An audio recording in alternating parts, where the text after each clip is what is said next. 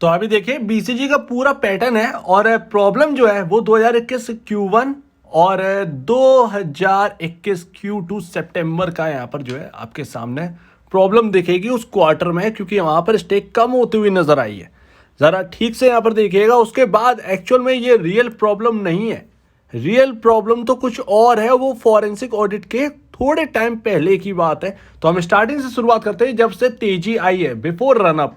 Stock 2020 मार्च में यहाँ पर कोविड आया, मार्केट यहाँ पर जो है गिरा, स्टॉक भी गिरा। स्टॉक में कोई रनअप उससे पहले हुआ नहीं था, कोई भारी रनअप नहीं था। कुछ 7-6 रुपए के आसपास ये स्टॉक घूम रहा था। प्रमोटर की स्टेक यानी कि सुरेश कुमार रेड्डी के जो शेयर्स थे उनके पास 7,50,50,84,653 शेयर्स यहाँ पर जो है वो होल्ड करते थे। उस हिसाब से ब्रैडकॉम ग्रुप की 15.77% स्टेक जो है वो यहाँ पर होल्ड करते थे। उसके बाद 2021 में यहाँ पर आपका ऑलमोस्ट अगर हम बात करें, ये जून 2021 से पहले की बात है, यानी Q1 उससे पहले की बात है। 14.83% स्टेक यहाँ पर एम सुरेश कुमार रेड्डी के पास है अभी भी। जो आपको 15.77% स्टेक थी वो 14.83 आपको कम दिख रही हो, लेकिन एक्चुअल में कम नहीं था। वो वारंट इशू यहाँ पर हुए थे तो वो शेयर की वजह से कम है दिख रहा था। लेकिन अगर आप देखेंगे तो ऑलमोस्ट यहाँ पर जो है वो शेयर बढ़ाए गए हैं। ऑलमोस्ट अगर देखें तो अब इस वक्त जून 2021 से पहले 7,52,08,84,653 शेयर इस वक्त होल्ड कर रहे हैं। ऑलमोस्ट 2 लाख शेयर्स इन्होंने और ऐड किए हैं, ना कि कम किए हैं। तो यहाँ पर एडिशन यहाँ पर 2 लाख शेयर्स का सुरेश कुमार रेड्डी की तरफ से होता हुआ दिखा है जून 2021 से पहले। और इतने ही शेयर, इतनी स्टेक यहाँ पर जून 2021 के क्वार्टर में भी आई। जब क्वार्टर 1 का यहाँ पर शेयर होल्डिंग पैटर्न आया तो यहाँ पर सेम यहाँ पर जो है स्टेक दिखाई दी और सेम शेयर्स यहाँ पर दिखाई दिए, बढ़े हुए शेयर्स दिखाई दिए। यहाँ पर 4 पर 1 का बोनस अनाउंस हुआ और ये टाइम था 2021 से Q1 का, जब क्वार्टर आया Q1 का जून में 2021 से Q1 का क्वार्टर आते ही यहाँ पर जो है आपका डेट ऑलमोस्ट 25 जून को ये आया था यहाँ पर रिजल्ट मेरे ख्याल से। और यहाँ पर 4 पर 1 का एक शेयर का यहाँ पर जो है बोनस अनाउंस हुआ और बोनस की एक्स डेट थी 18 अगस्त। 18 अगस्त को आपके शेयर जो है ना बोनस वाले वो क्रेडिट हो गए थे आपके अकाउंट में। तो उस हिसाब से अगर 4 पर 1 का बोनस है तो उस हिसाब से यहाँ पर जो है ना एम सुरेश कुमार रेड्डी के यहाँ पर जो शेयर है, सितंबर का पैटर्न जब आया तो उसमें बोनस ऐड होकर आए सबके। तो रिटेल का भी एडिशन होके आया, बाकी FIS सबका यहाँ पर जो है बोनस शेयर ऐड होके आया। तो सितंबर 2021 के Q2 में 9.03% स्टेक दिखाने लगी। इसका मतलब ये है कि 14.83% की जगह 9.03% स्टेक दिखाने लगी और शेयर्स यहाँ पर दिखा रहे थे 9,41,05,816 शेयर्स। 9,41,05,816 शेयर्स यहाँ पर जो है सितंबर के पैटर्न में दिखाने लगे, लेकिन ये ऐड होकर आ रहे थे जून के पैटर्न के मुकाबले ज्यादा यहाँ पर शेयर दिख रहे थे। फिर मैंने यहाँ पर ऐड किया बोनस को, 4 पर 1 का जो शेयर है उसको कैलकुलेट करके मैंने देखा कि 1,88,21,163 शेयर्स बोनस के बनते हैं जो कि सुरेश कुमार रेड्डी जी के अकाउंट में गए हैं। उस हिसाब से जोड़ देंगे, अगर आप जोड़ देंगे शेयर्स में तो टोटल कुल शेयर्स यहाँ पर 9,41,05,816 शेयर बनते हैं। तो ये बोनस के मिलाकर शेयर हैं और स्टेक यहाँ पर कम इसलिए दिख रही है क्योंकि यहाँ पर जो है बाकी लोगों की स्टेक बढ़ी है, शेयर यहाँ पर बेचे नहीं गए हैं, बोनस के शेयर ऐड होकर आए हैं। अगर बोनस का एडजस्टमेंट इसमें नहीं होता, मान लीजिए बोनस के शेयर अगर ये बेच लेते तो वो कैलकुलेशन जो है वो यहाँ पर फिगर ये नहीं दिखा रही होती। 1,88,00,000 के समथिंग यहाँ पर जो शेयर बन रहे हैं वो बोनस के हैं और वो अगर आप ऐड कर दोगे जून वाले पैटर्न के जो शेयर्स हैं उनके पास, उसमें अगर आप ऐड कर दोगे तो इतनी ही क्वांटिटी निकलेगी और वही यहाँ पर सितंबर वाले क्वार्टर में दिखा रहे हैं। इसका मतलब ये है जो हमको 9.03% स्टेक दिख रही है सितंबर Q2 2021 में, जून Q1 2021 के मुकाबले वो कहीं भी यहाँ पर हेरा फेरी उस पैटर्न में नहीं की गई है, उस क्वार्टर में नहीं की गई है। शेयर जैसे के तैसे हैं, बोनस का एडजस्टमेंट है, बोनस शेयर सुरेश कुमार रेड्डी जी को भी मिले हैं, उनके भी शेयर्स बोनस के हिसाब से बढ़े हैं। कोई भी स्टेक सेल यहाँ पर इस क्वार्टर में नहीं दिखता। इसका मतलब ये है कि ये जो क्वार्टर में जो प्रॉब्लम है ये असली प्रॉब्लम नहीं है। सारी की सारी चीज़ें बोनस के हिसाब से ही, एडजस्टमेंट के हिसाब से ही हो रही हैं। अभी तक कोई शेयर नहीं बेचा गया है। इवन जून के क्वार्टर में यहाँ पर शेयर बढ़ाए गए हैं 2 लाख उनकी तरफ से। तो अभी तक हमने यहाँ पर एक जून Q1 और सितंबर Q2 2021 हमने देख लिया है। अब आते हैं रियल प्रॉब्लम जो आइडेंटिफाई करी गई है, वो प्रॉब्लम है 2022 Q4। 2022 में आपका जो Q4 आया मार्च का पैटर्न वो, और Q1 जून 2022 का, यहाँ से ये एक क्वार्टर की जो प्रॉब्लम है उसको आप समझते हैं। यहाँ पर असली प्रॉब्लम है। तो भैया यहाँ पर जो है सेम स्टेक, यहाँ पर सितंबर का क्वार्टर निकल गया आपका 2021 का। अब आता है दिसंबर का, Q3 दिसंबर 2021। यहाँ पर स्टेक सेम है। शेयर्स 9,41,00,000 5,816 शेयर्स अभी भी उनके होल्डिंग में दिखा रहा है, यानी कि अनचेंज है दिसंबर वाले क्वार्टर में। दिसंबर से Q4 मार्च 2022 तक ये 4 महीने के अंदर बहुत चेंज हो गया। 9.03% की जो स्टेक थी वहां पर शेयर बेच लिए गए। ऑलमोस्ट यहाँ पर मार्च के जब पैटर्न आया तो सुरेश कुमार रेड्डी जी के पास 1,38,01,653 शेयर्स रह गए 9,41,05,816 शेयर्स की जगह। ये है प्रॉब्लम। और यहाँ पर आपका कुल 8,47,24,163 शेयर बेच लिए गए हैं। अब यहाँ पर इस बात को यहाँ पर आप समझ लीजिए कि Q3 से Q4 2021 का जो है ना, जो क्वार्टर है उसमें प्रॉब्लम आई है। अब यहाँ पर देखिए आप क्या प्रॉब्लम है भाई। यहाँ पर आपका जो एक इस हिसाब से अब जब Q1 आया जून 2022 Q1 का जब आया तो 0.86% की स्टेक रह गई थी उनकी, और बोनस शेयर यहाँ पर जो है ना जोड़ जाड़ कर 1,73,02,723 शेयर्स यहाँ पर उनकी होल्डिंग में इस वक्त दिखा रहा है। और अभी भी स्टिल उतने ही शेयर्स अभी भी दिखा रहा है।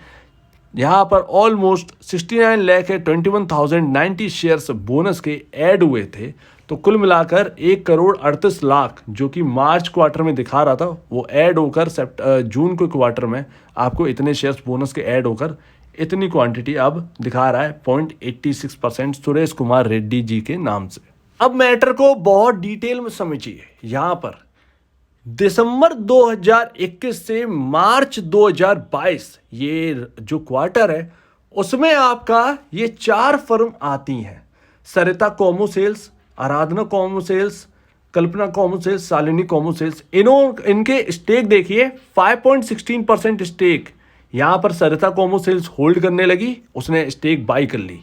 आराधना कॉमो सेल्स यहाँ पर 5.16%, कल्पना 2.58% और शालिनी सेल्स 2.06%। ये रहे वो शेयर्स इनके पास, ये रहे। सरिता कॉमो सेल्स के पास 6,25,00,000 शेयर्स यहाँ पर जो है इन्होंने खरीदे, इस फर्म ने खरीदे। आराधना कॉमो सेल्स ने यहाँ पर 6,25,00,000 शेयर्स खरीदे। कल्पना कॉमो सेल्स ने यहाँ पर 3,12,50,000 शेयर्स खरीदे। और शालिनी सेल्स LLP उसने 2,50,00,000 शेयर्स खरीदे ब्राइटकॉम ग्रुप के। ऑलमोस्ट यहाँ पर स्टेक अगर आप देख लें तो 14.96% स्टेक इन 4 फर्म के पास चलेगी। और ये फर्म तब आई जब सुरेश कुमार रेड्डी जी ने यहाँ पर बेचे शेयर्स और इन फर्म्स ने एंटर किया ब्राइटकॉम ग्रुप के अंदर। ठीक है, इतनी आप बात समझ जाइए। बोनस के बाद इनके पास, इन फर्म्स के पास कितने शेयर्स हैं? तो सरिता के पास 10,41,66,666 शेयर्स हैं। उतने ही शेयर्स आराधना के पास हैं। कल्पना कॉमो सेल्स के पास है 5,20,83,333 शेयर्स हैं। और शालिनी के पास है यहाँ पर 4,16,00,000 ऑलमोस्ट यहाँ पर 66,666 शेयर्स हैं। कुल मिलाकर अब बोनस के बाद इन सब फर्म के पास ब्राइटकॉम ग्रुप का 30,20,83,331 शेयर्स हैं। और वही सेम होल्डिंग, क्योंकि यहाँ पर बोनस शेयर बढ़े हैं ना कि स्टेक बढ़ाई गई है। तो आपकी इन कंपनियों की स्टेक है ब्राइटकॉम ग्रुप के अंदर 14.96।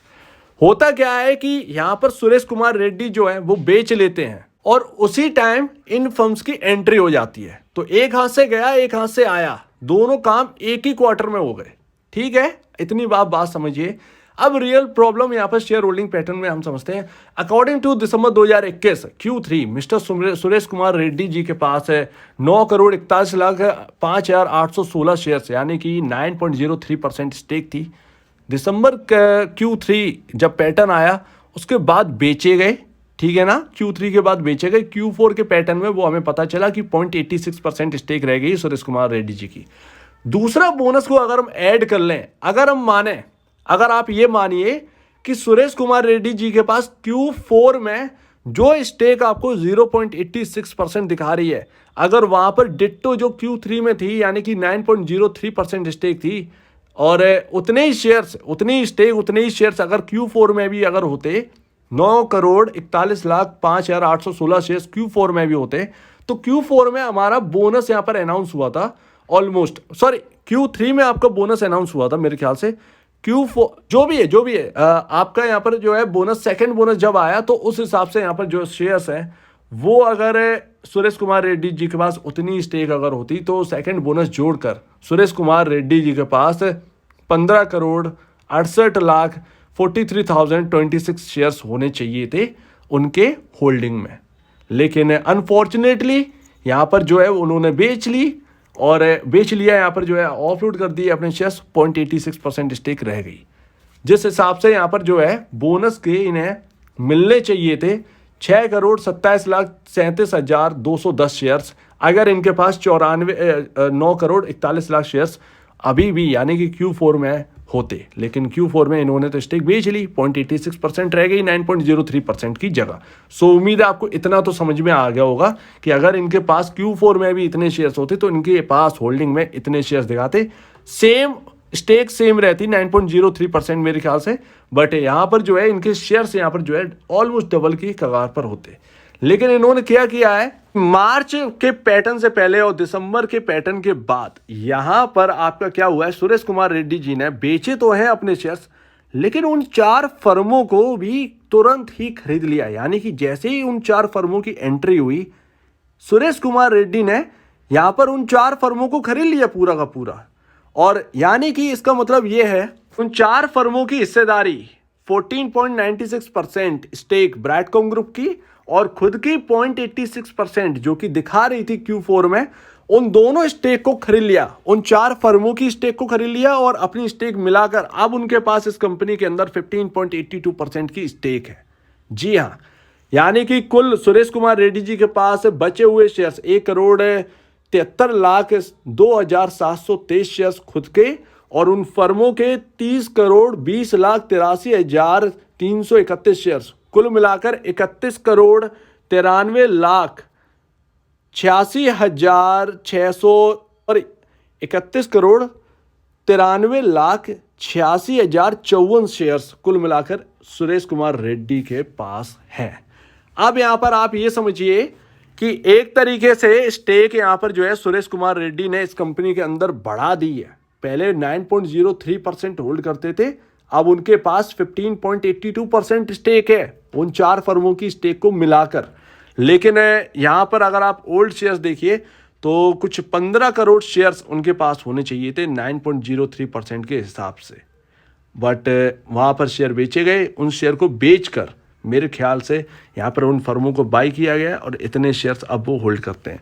लेकिन अगर हम देखें तो पहले के मुकाबले इस वक्त उनके पास स्टेक ज़्यादा है और उस हिसाब से शेयर्स इनके पास बहुत ज़्यादा है कंपनी के। अब यहाँ पर सवाल ये उठता है कि यहाँ पर जो 4 फर्में हैं वो किस रेट पर आई हैं, उनका प्राइस क्या है ब्रैडकॉम ग्रुप के शेयर को खरीदने का, सबसे पहली बात। दूसरी बात, सुरेश कुमार रेड्डी ने उन फर्मों को खरीदा किस भाव पर, किस शेयर प्राइस के भाव पर, और सुरेश कुमार रेड्डी जी ने जब यहाँ पर शेयर ऑफलोड किए 9.03% स्टेक को, जब यहाँ पर 0.86% उनकी रह गई, तो यहाँ पर इतना जो शेयर बेचे हैं ना, यहाँ पर ऑलमोस्ट जितने शेयर्स यहाँ पर ऑलमोस्ट यहाँ पर 90% के अबव यहाँ पर शेयर जो हैं जा चुके हैं, इन्होंने बेच लिए थे। वो जो शेयर इन्होंने बेचे हैं वो किस भाव पर बेचे हैं, क्या वो भाव 132 है, 140 है, 150 है, वो भाव हमारे सामने आएगा निकल कर। वही बात सेबी यहाँ पर कर रही है कि शेयर होल्डिंग पैटर्न में कहीं ना कहीं उस वक्त की गड़बड़ी है। तो यहाँ पर ये पीछ फंसता है कि कोई और क्वार्टर नहीं, बल्कि आपका यहाँ पर Q3 दिसंबर 2021 से Q4 मार्च 2022 तक का यहाँ पर जो है ये एक जो क्वार्टर है ना, ये यहाँ पर इसके अंदर खेल हुआ है। और यहाँ पर स्टेक तो बढ़ी है, लेकिन किस भाव पर बढ़ी है, कैसे हुआ है, क्या मार्केट के बाहर ये हुआ है या फिर ओपन मार्केट के अंदर ये हुआ है? तो ये सबसे बड़ी बात है। और अपनी स्टेक जो है वो कम क्यों करी और उसको खरीदने का रीजन क्या है, वापस आपने यहाँ पर 4 फर्में क्यों खरीदी? तो इन सब के जवाब जो है ना वो यहाँ पर चाहिए। ये पड़ गया है मैटर। लेकिन हर हिसाब से अगर देखें तो स्टेक बढ़ाई है, लेकिन ये एक तरीके से गलत किया है। अपने खुद के शेयर बेचकर आपने यहाँ पर जो है फर्मों के शेयर खरीदे। वो फर्मों के ऊपर बताया जा रहा है कि आपके फैमिली पर्सन्स की फर्में हैं वो, और वो चीजें यहाँ पर जो है निकल के आ रही हैं। अब वो क्यों है, कैसे है और ये क्यों खरीदे गए हैं शेयर्स, ये अब पता लगना है और उसका जवाब अब मिलेगा। सो उम्मीद है आपको ये बात समझ में आ गई होगी कि शेयर होल्डिंग पैटर्न में अब तक कोई गड़बड़ी नहीं थी। सिर्फ और सिर्फ दिसंबर 2021 Q3 और मार्च 2022 Q4 के क्वार्टर में ही ये सारी चीज़ें हुई हैं और उसके जवाब आना बाकी है। सो उम्मीद है आप ये पूरी शेयर होल्डिंग की कहानी जो है वो आप समझ चुके होंगे। आपको यहाँ पर बहुत सारी डिटेल में समझ में आ गया होगा कि कहाँ प्रॉब्लम है, कैसा प्रॉब्लम है। अगर नहीं समझ में आया हो तो दोबारा देख लीजिए, समझने की कोशिश करिए, आपको जरूर यहाँ पर समझ में आ जाएगा।